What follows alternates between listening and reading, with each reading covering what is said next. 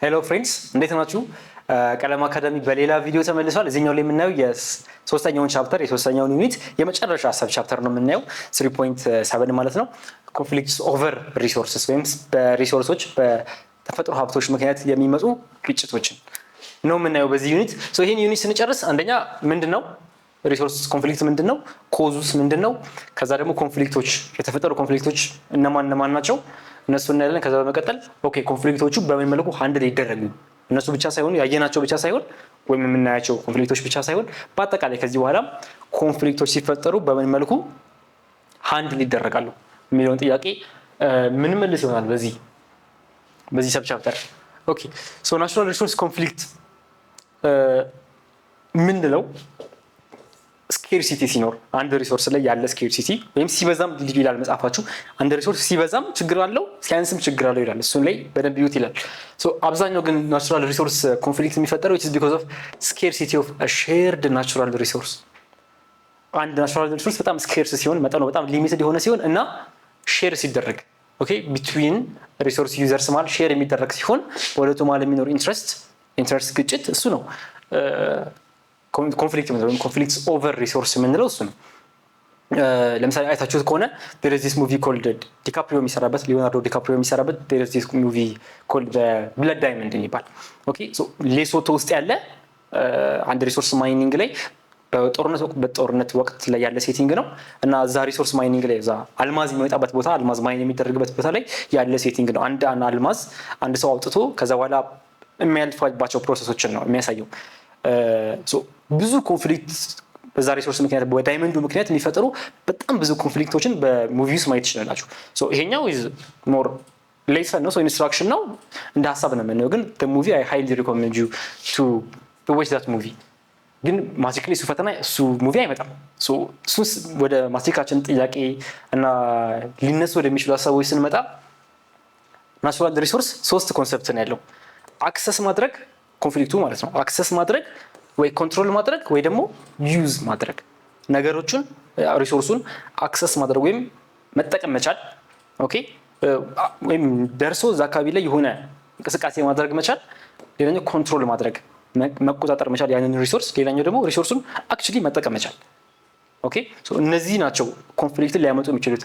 አንድ ህዝብ ወይም አንድ አካል ሪሶርሱን አክሰስ ማድረግ ካልቻለ ወይም አክሰስ ማድረግ ችሎ ኮንትሮል ማድረግ ካልቻለ ወይም ኮንትሮል ማድረግ ችሎ ዩዝ ማድረግ መጠቀም ካልቻለ ነው ሪሶርስ ኮንፍሊክት ኦቨር ሪሶርስ የሚባለው ነገር የሚመጣው።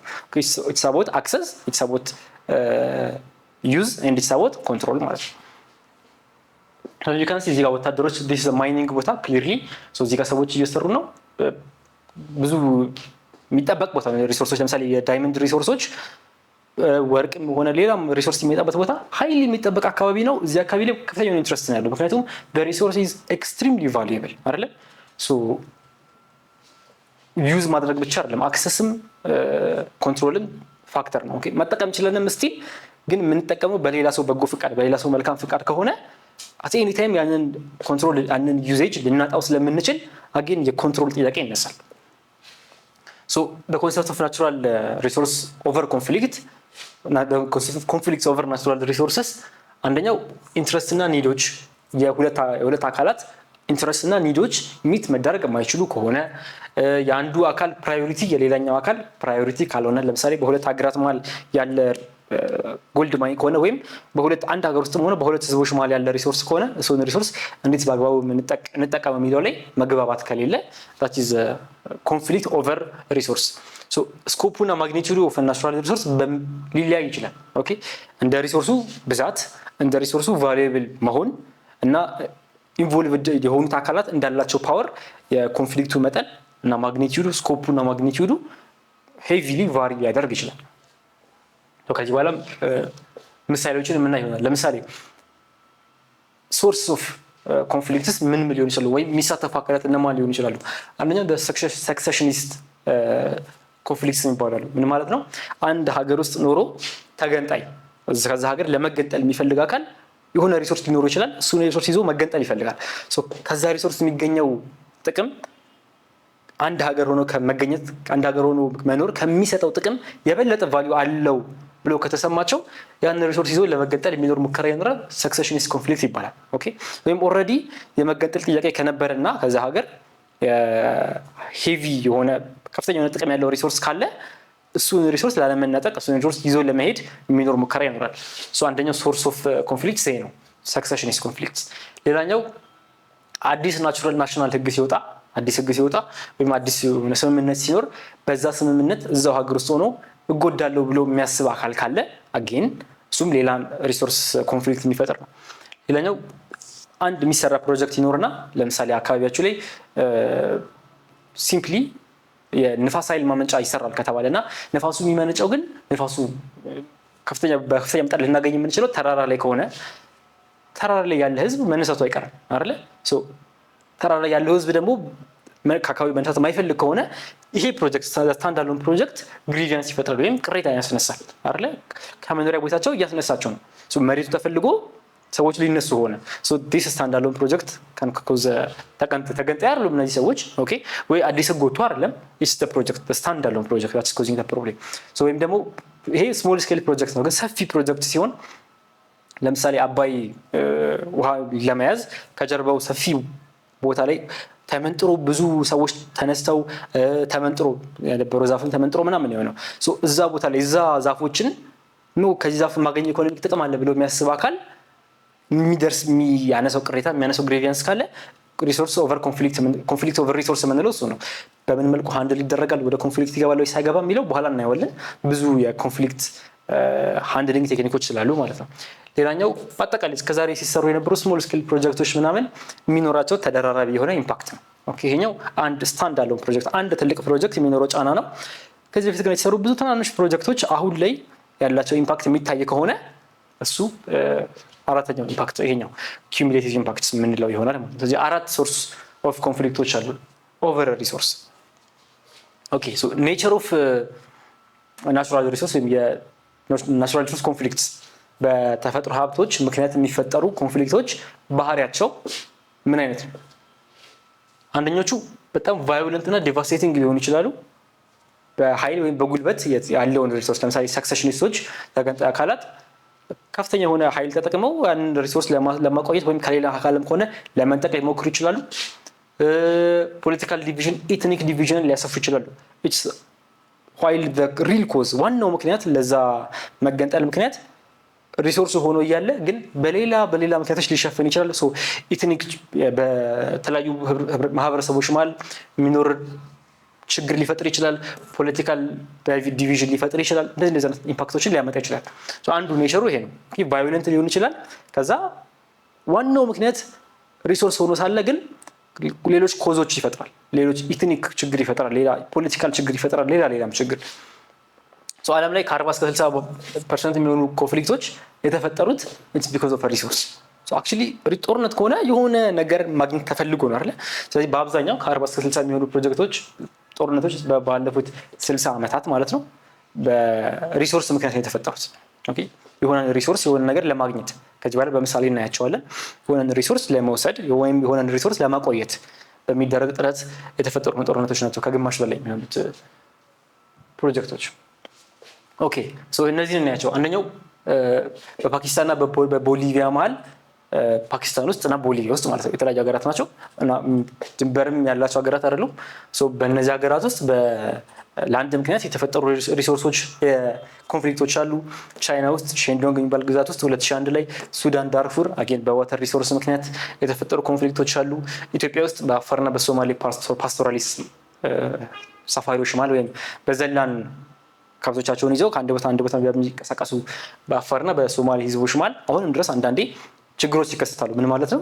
የአፋር ህዝብ ከዚህ በኩል እየሄደ ለከብቶቹ ግጦሽ ሲፈልግ ማለት ነው። የሶማሌ ህዝብም በመሀል ከብቶቹን ይዞ ግጦሽ ሲፈልግ በሁለቱ መሀል ክላሽ ይኖራል። የአንዱ ከብቶች እየተጠቀሙበት ያለውን መሬት ሌላኛው አካል የሚመጣበት ከሆነ ይሄ የኔ ነው የሚሉ ግጭቶች ይኖራሉ በተደጋጋሚ። እነዚህ አይነት ግጭቶች ቅድም እንዳልኩት ነው ኔቸር ኦፍ ሪሶርስስ ኔቸር ኦፍ ኮንፍሊክትስ ኦፍ ናቹራል ሪሶርስስ ስንል ያየነው ከናቹራል ሪሶርስ ችግር ብሎ የጀመረ ችግር ይሰፋል። ኦኬ ሌላ ኢትኒክ አስፔክት ይኖራል፣ ሌላ ፖለቲካል አስፔክት ይኖራል። በዚህም ጋር የምናየው በአፋርና በሶማሌ ፓስቶራሊስት ማለት እንደዚህ አይነት ችግሮችን ብዙ ጊዜ ይታያል። ይሄን ሃንድል ሌላ ሊደረግ የሚገባ አንድ ጉዳይ ነው። በዩኬ እና በአይስላንድ መሀል ደግሞ ኮድ ዋርስ የሚባል ይሄ ደግሞ በአሳ ሪሶርስ አሳ አጥምዶ በመጠቀም በዚህ መሀል የተፈጠረ ችግር ነው በዩኬ እና በአይስላንድ መሀል በኮድ ዋርስ ኢንፋክት ይሄ ጦርነትም ጭምር ነው። እነዚህኞቹ አፋርና ሶማሌ ፓስቶራሊስት ጦርነት አንላቸውም፣ ግን በተወሰኑ መልኩ አካባቢ ላይ መረባበሾች ይኖራሉ። ይሄኛው በላንድ ሪሶርስ ላይ ያሉ ኮንፍሊክቶች ናቸው። ሌላኞቹ ኮንፍሊክቶች ደግሞ አገን ላንድ ሪሶርስ ላይ ስንቀጥል ለምሳሌ በኢትዮጵያና በኤርትራ መሀል የድንበር አለመግባባት አለ። በኢትዮጵያና በሶማሌ መሀልም ረጅም ጊዜ የፈጀ ጦርነት ተደርጎ ነበረ። ኢቭን በኤርትራና በሶማሌ መሀልም በኤርትራና በጅቡቲ መሀልም በኤርትራና በጅቡቲ መሀልም በላንድ ምክንያት የሚፈጠሩ ብዙ ኮንፍሊክቶች አሉ። ኢንዲያና ፓኪስታን ደግሞ በካሽሚር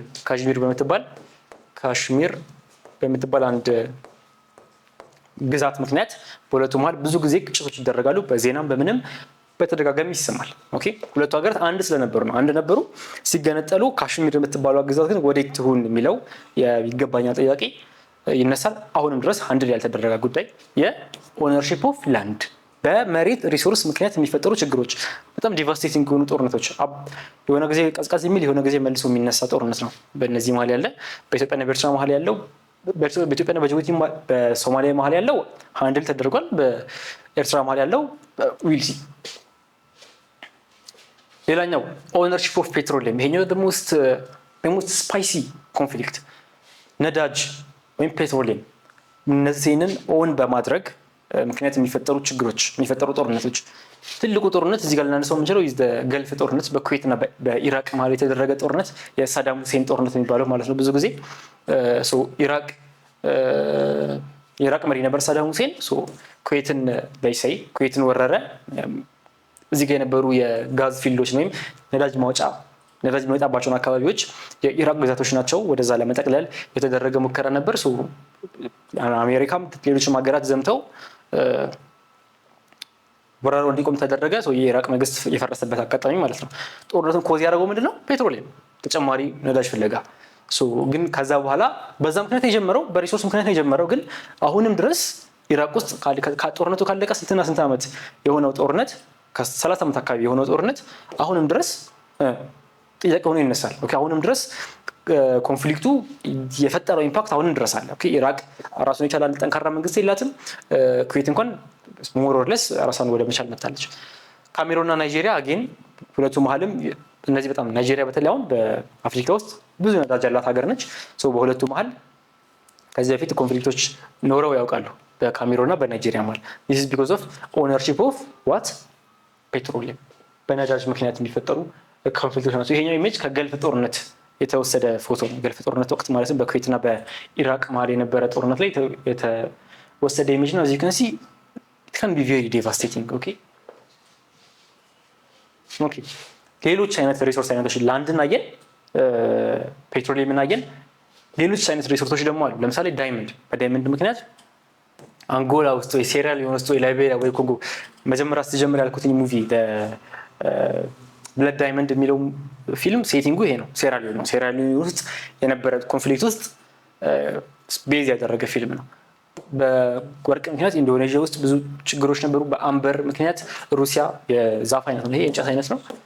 ሩሲያ ውስጥ በርማ፣ ካምቦዲያ፣ ዲአርሲ በአምበር ምክንያት ብዙ ችግሮች ኖረው ያውቃሉ። ብዙ ኮንፍሊክቶች ኖረው ያውቃሉ። መጽሐፋቸው ሜንሽን አድርጓቸው ብቻ ነው የሚያልፈው። በኡድ ምክንያትም ኡድም አጌን የዛፍ አይነት ነው። በጣም ጥሩ የሚሸት የዛፍ አይነት እንደ ዕጣን ነው፣ ግን ዲፍረንት ካይንድ ኦፍ ዕጣን። ኢንፋክት በጣም ኤክስፔንሲቭ የሆነው ጀነራሊ ከ5 እስከ 10 ሺህ እስከ 10 ሺህ ዶላር የሚያወጣ አንድ ኡድ ማለት ነው። 1 ኪሎ ኡድ በኪሎ ነው የሚለካው እንጨቱ ማለት ነው። ከ5 ሺህ እስከ 10 ሺህ ዶላር ድረስ ሊሸጥ ይችላል አቨሬጅ የሆነው። በጣም ውድ የሆኑ ኡዶች ግን ከ60 ሺህ እስከ 100 ሺህ ዶላር ድረስ የሚሸጥ 1 ኪሎ ኡድ ማለት ነው። ከወርቅም የበለጠ ቫልዩ ያለው ጥሩ ሽታ ያለው እንጨት ነው። ኡድ በቀላሉ የሚገኝ አይደለም። የአረቢያን በተለይ የንጉስ ቤተሰቦች ውስጥ በጣም በሰፊው ይጠቀሙታል። ሽቶዎችም ከኡድ ይሰራል። በዚህ ምክንያት በጣም ብዙ ችግሮች አሉ። ለምሳሌ ካምቦዲያ ውስጥ ወይም ቪየትናም ውስጥ እንደዚህ ብዙ የቡዲስት ሞንኮች የቡዲስት መነኮሳት አሉ። ገዳማቸው አለ። በገዳማቸው ውስጥ ዛፎች አሏቸው፣ የኡድ ዛፎች። ከዛ ውስጥ አንዳለ ቤተ መቅደሳቸው ውስጥ የቡዲስት ቤተ መቅደስ ውስጥ የኡድ ዛፍን ይጠቀማሉ እነሱ ከዛፉ ቅርፊት ተጠቅመው። ግን ከመካከለኛው ምስራቅ ደግሞ የሚሄዱ ብዙ ዲለሮች አሉ። ይሄንን ነገር ፈልገው 1 ኪሎ ካገኙ $100,000 አሪፍ ኳሊቲ ያለውን ውድ ካገኙ $100,000 ሊሸጥ እንደሚችል የሚያውቁ እና ስራቸው ቢዝነሳቸው ይሄ የሆኑ ብዙ አካላት አሉ። እነሱ አካላት እዚህ እየሄዱ ሩቅ ምስራቅ ገዳማት ውስጥ እየሄዱ የቡዲስት ገዳማት ውስጥ እየሄዱ ጭምር ከመነኮሳት ጋር ብዙ ግጭት ውስጥ ይገባሉ።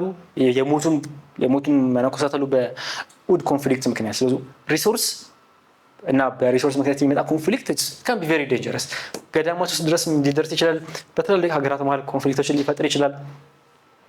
ቀድሞ በነበረው ደግሞ እንዳየነው በኩዌትና በኢራቅ መሀል፣ በካሜሮንና በናይጄሪያ መሀል እንደዚህ በሀገራት መሀል ሰፊ የሆነ ዳይቨርዥን ሊፈጥር ይችላል። ሪሶርስ ኦቨር ኮንፍሊክትስ። ኦኬ ሶ ኮንፍሊክት ሲፈጠር እንዴት ነው የምናውቀው? ኦኬ ወይም ኤክስፕረስ ሊደረግባቸው የሚችላቸው መንገዶች አንደኛው ህግ አለማክበር ነው። ህግን መጣስ። ኦኬ የአንድ ሀገር ወይም አንድ አካባቢ ላይ የሚመጣ ህግ ይኖራል። እሱን ህግ መጣስ ይጀምራል የአካባቢው ህዝብ። አንደኛው ዳሳዊ ነው ዴርዝ ኮንፍሊክት እዛ አካባቢ። ሌላኛው ሳቦታጅ ኤንድ ቫዮለንስ። የተሰራውን ፕሮጀክት ለምሳሌ በአንድ ፕሮጀክት ምክንያት ደስተኛ ካልሆነ ሶርስ ሊሆን ይችላል፣ ሶርስ ኦፍ ኮንፍሊክት ሊሆን ይችላል ብለን ነበር። ኤክስፕሬሽኑም እሱ ሊሆን ይችላል። ያ የተሰራውን ፕሮጀክት እሱ ላይ ጉዳት ማድረስ። ኦኬ ወደ እሱ በማንኛውም ሚንስ እሱ ላይ ማጠልሸት፣ ያንን ፕሮጀክት ማጠልሸት ወይም ፊዚካሊ ሃርም ማድረግ። ሳቦታጅ እና ቫዮለንስ የምንለው እሱ ነው።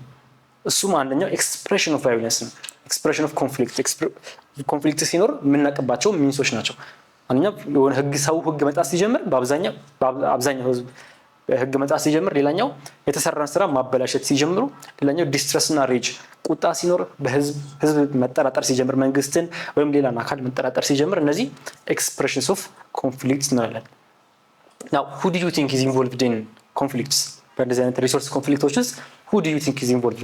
ማን ነው እዚህ ውስጥ ሚና ያለው? ማን ነው የሚሰራው?